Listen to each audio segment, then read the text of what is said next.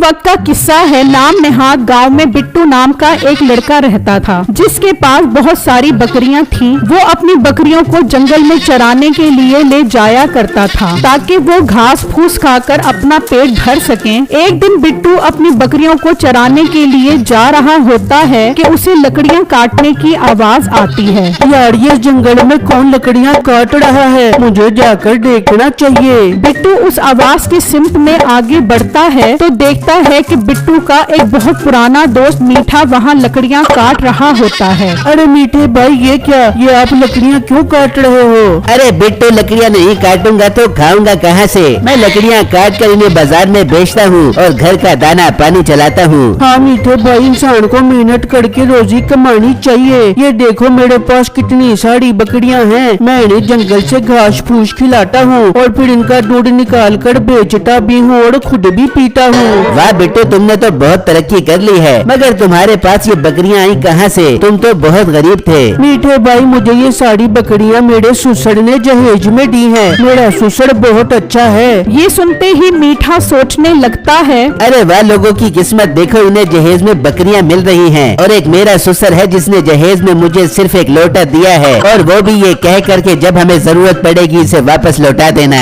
अच्छा मीठे भाई, मुझे देर हो रही है, मैं अब चलता हूँ। ये कहकर बिट्टू वहाँ से चला जाता है और मीठा लकड़ियाँ उठाकर गुस्से में घर वापस आ जाता है। अरे क्या हुआ मीठे, तेरा मुंह क्यों इतना सूजा हुआ है? बेगम, आज जंगल में मुझे मेरा पुराना दोस्त मिला। मैं तो देखकर हैरान रह गया कि उसके पास बहुत सारी बकरियां थी जो उसे उसके ससुर ने जहेज में दी थी, और मुझे जहेज में क्या मिला? मीठे, तेरे ससुर ने तुझे जहेज में लोटा तो दिए, अब क्या वो तुझे खोता भी दे देता?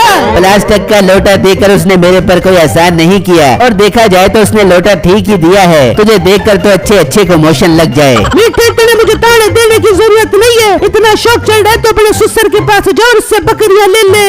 अरे बेगम, बात तो तूने बिल्कुल ठीक की है। मैं जाता हूँ और उससे बकरियाँ मांगता हूँ। मीठा घर से निकलता है और अपने ससुर के पास आ जाता है और उनसे बकरियों का मुतालबा करता है। मीठे, तो पागल तो नहीं हो गया? तुझे मैंने जहेज में लोटा तो दिया था, अब बकरियाँ देने की मेरी सकत नहीं है। ससुर जी, लोग तो अपने दामादों को पैसों में तोल देते हैं, लेकिन तूने तो मुझे रोल दिया है। मैं बकरियाँ लिए बगैर यहाँ से नहीं जाने वाला। मीठे, मेरे पास बकरियाँ तो नहीं है। हाँ, एक खोता है, अगर वो लेना है तो ले जा। मीठा इसी बात को गनीमत जानता है और वो खोता ही ले जाता है। कोई बात नहीं, भागते चोर की लंगोटी ही सही। इस गरीब ससुर से बकरियाँ कहाँ से मिलनी थी? कम से कम इस गधे पर लकड़ियाँ लाद कर अपना काम आसान करूँगा। मीठा वो गधा लेकर घर पहुँच जाता है। ये क्या मीठे, तू तो बकरियां लेने गया था, खोता ले क्या गया? तेरे बाप के पास बकरियां तो थी नहीं, और ना ही मुझे उम्मीद थी उससे बकरियां मिलने की, इसलिए मैं गधा ही ले आया। अब इस पर लकड़ियां लाद कर बेचूंगा। नहीं बर्दाश्त हुआ तेरे से। मेरे बाप के पास खोता, उसका खोता ले आया और उसे तन्हा छोड़ाया। खैर, जब अगला दिन होता है तो मीठा उस गधे के साथ जंगल की तरफ निकल जाता है और लकड़ियाँ उस गधे पर लादना शुरू कर देता है। वो उस पर इतना वजन लाद देता है कि वो उठा नहीं पाता और गिर जाता है। चल चल उठ,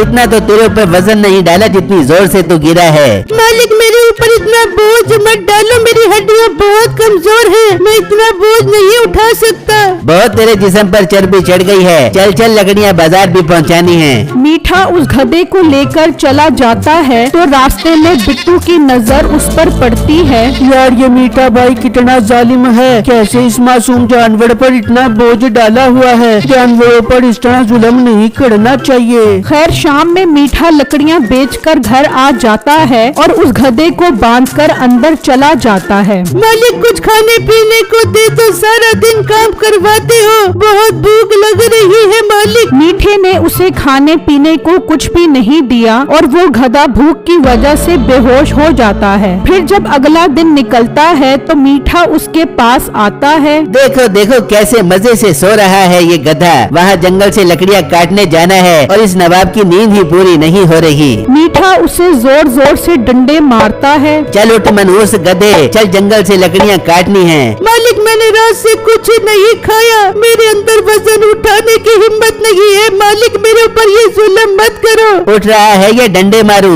मीठा उसे बहुत मारता है और अपने साथ जंगल में ले जाता है और दरख्त काटने लगता है तो अचानक दरख्त में से जोर की आवाज आती है। मुझे मत मारो, मुझे बहुत दर्द हो रहा है, मुझे मत मारो। मीठा ये आवाज सुनकर डर जाता है तो अचानक वहाँ एक जिन नमूदार होता है। कौन हो तुम? मैं इस दरख्त का जिन हूँ। तुम इस पर कुल्हाड़ी चला रहे थे तो मुझे बहुत दर्द हो रहा था। तुम इस दरख्त पर कुल्हाड़ी मत चलाओ। मैं अगर इस दरख्त पर कुल्हाड़ी नहीं चलाऊंगा तो खाऊंगा कहाँ से? मैं तो दरख्त पर कुल्हाड़ी चलाऊंगा। नहीं, तुम ऐसा मत करो। अगर तुम इस दरख्त को नहीं काटोगे तो मैं तुम्हारी 3 ख्वाहिशें पूरी करूंगा। मीठा ये सुनकर खुश हो जाता है। अरे वाह जिन बाबू, ये हुई ना बात। अब मैं कुछ नहीं कहूँगा, बस मेरी 3 ख्वाहिशें जल्दी से पूरी कर दो। ठीक है, बताओ तुम्हारी पहली ख्वाहिश क्या है? जिन बाबू, मेरा पूरा घर सोने का बना दो, ये मेरी पहली ख्वाहिश है। ठीक है, तुम्हारी पहली ख्वाहिश पूरी हुई। जब तुम घर जाओगे तो तुम्हारा घर सोने का बन चुका होगा। अब दूसरी ख्वाहिश बताओ। जिन बाबू, मैं जो कहूँ वो सच हो जाए, ये मेरी दूसरी ख्वाहिश है। ठीक है, तुम्हारी ये ख्वाहिश भी पूरी हुई, मगर तुम एक ख्वाहिश ही कर सकोगे और वो पूरी हो जाएगी। अब तीसरी ख्वाहिश बताओ। जिन बाबू, इतनी भी क्या जल्दी है, तीसरी ख्वाहिश भी बता दूंगा। अब तो अपना मिलना जुलना लगा ही रहेगा।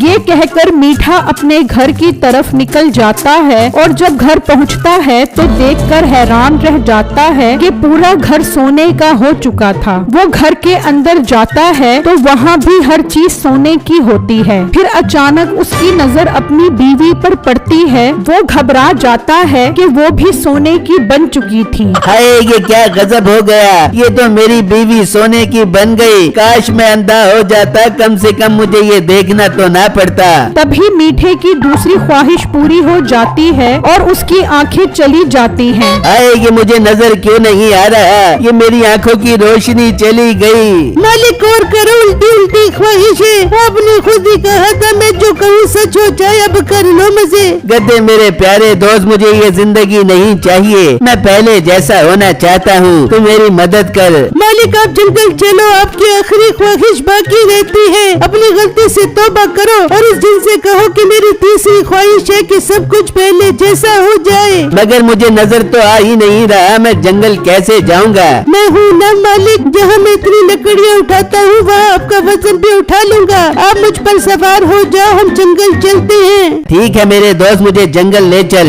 फिर मीठा गधे पर सवार होकर उस जंगल में आ जाता है और जिन को आवाज देता है। जिन बाबू, कहाँ हो? जल्दी आओ और मेरी तीसरी ख्वाहिश पूरी करो। तभी जिन वहाँ आ जाता है। बताओ तुम्हारी तीसरी ख्वाहिश क्या है और ये तुम्हारी आंखों को क्या हो गया है? मीठा उसे सारी बात बताता है, जिसे सुनकर जिन कहता है, इसमें मेरा कोई कसूर नहीं है, ये तुम्हारी ख्वाहिश थी इसलिए पूरी हो गई। जिन बाबू, मुझे ऐसा कुछ नहीं चाहिए। आंखें हैं तो सब कुछ है। जब मैं देख ही नहीं सकूंगा तो मैंने सोने चांदी का क्या करना? मेरी तीसरी ख्वाहिश है कि मेरी आंखें वापस आ जाएं और सब कुछ पहले जैसा हो जाए। ठीक है, तुम्हारी ये ख्वाहिश पूरी हुई। फिर अचानक मीठे की आंखें वापस आ जाती हैं। मीठा बहुत खुश हो जाता है और वापस घर आ जाता है तो देखता है कि उसका घर पहले जैसा हो चुका था और उसकी बीवी भी सही सलामत खड़ी थी। मीठे भी थोड़ी देर पहले पता नहीं मुझे क्या हो गया था, मैं तो लकड़ की बांदरी बन गई थी। अरे बेगम, तो इस बात को जाने दे। अब से मैं तौबा करता हूँ। मैं मेहनत करके हक हलाल की रोजी कमाऊंगा और अपने इस गधे का बहुत ख्याल रखूंगा। इसने मुश्किल वक्त में मेरा बहुत साथ दिया है। फिर मीठा आधी लकड़ियाँ खुद उठाता है और आधी गधे पर लादता है। अरे वाह, लगता है मीठे भाई को अपनी गलती का एहसास हो गया है, तभी तो गड्ढे पर इतना वजन नहीं डाल रहे।